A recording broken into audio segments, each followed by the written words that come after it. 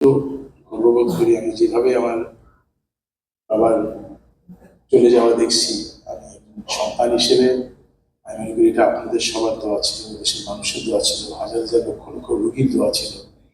উনি যখন চলে যান তার লাস্ট 1-1.5 ঘন্টা উনি আমি আমার রাজনৈতিক সহকর্মী, ওনার ছাত্র, ওনার ছাত্রী, ওনার একসাথে চিকিৎসকরা প্রায় 100-150 মানুষ ওনাকে ঘিরে কোলে নিয়ে বসেছিল এবং প্রায় 1-1.5 ঘন্টা পর উনি আমাদের সবার কোল থেকে উনি চলে যান। এত সুন্দর চলে যাওয়া জার্নি আমি আমার লাইফে আসলে এত সুন্দর জার্নি দেখিনি। আপনারা ওনার জন্য দোয়া করবেন। উনি চিকিৎসক ছাড়াও উনি একজন রাজনীতিবিদ ছিলেন।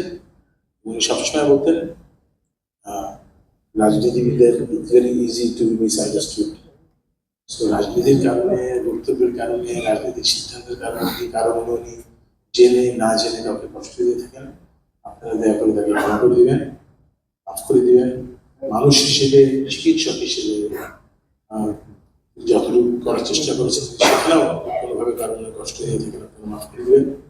এবং যদি কারো কাছে কোনো দেনা পাওয়া থাকে, আমার জানা নেই, যদি থাকে আমাদেরকে বলবেন।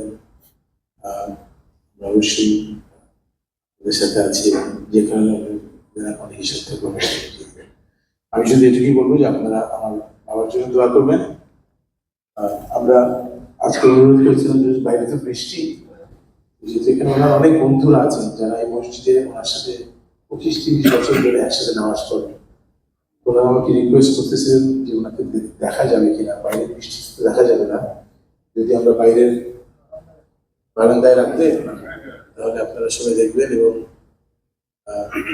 সত্যি আমার আপনারা দেখবেন, তার জন্য দোয়া করবেন। আমার মুখে ছোট্ট একটা হাসি আছে যে বলছে যে আমার জন্য তোমরা কাঁদবা, আমি আনন্দের সাথে যাবেন এবং আপনারা সবাই আমার বাবার জন্য দোয়া করবেন, আল্লাহ তাআলা ওনাকে বেস্ট নসিব করেন। আমরা আগামীকাল ওনাকে আমরা শ্রীনগর নিয়ে যাব। সেখানে শ্রীনগর স্টেডিয়ামে ওনার প্রথম নামাজে জানাজা হবে, যেটা আসলে তৃতীয় নামাজে জানাজা। প্রথমটা মেডিকেল কলেজ হয়েছে, এটা দ্বিতীয়।